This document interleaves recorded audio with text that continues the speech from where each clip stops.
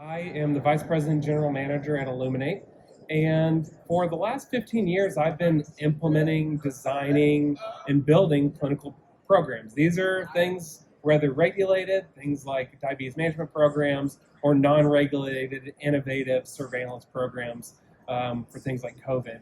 And one of the things that has been interesting is there's a consistent pattern for solving programs and implementing them where you can get consistent results and outcomes. And that's really what I'm going to talk about today.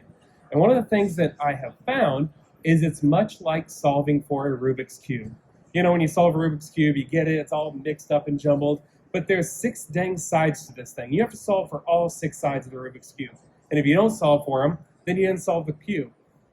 And there's consistent strategies and protocols in which you go implement that. Whether it's the 2x2, the 3x3, the 4 corners, or my personal favorite, taking off the stickers and reorganizing them, which works the best and quickest.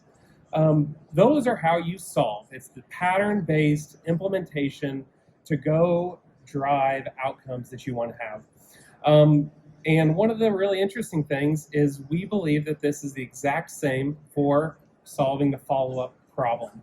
And we've really broken it down into 3 core aspects: the identification, prioritization, and management of patients. So it's like, what does that mean? This is our own 3x3 strategy that when we repeat and play out, it works.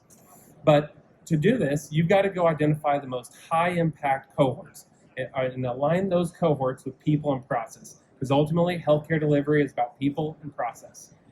You've got to second prioritize that list of people because healthcare resources are finite.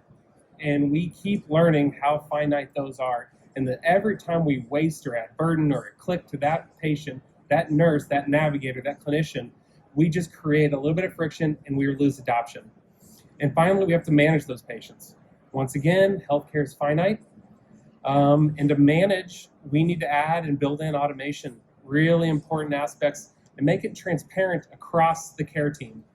Stakeholders have to ensure they're achieved, and we got to be effective. And this is the key to the old 3x3.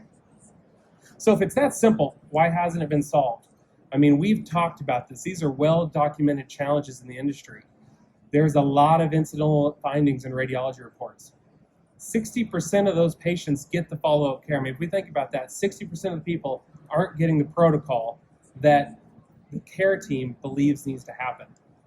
And in our current reimbursement model, if you can close those gaps in care, it can lead to tremendous revenue gains, recapturing of patient populations and cohorts, and really drive some important outcomes for organizations, especially in today's climate.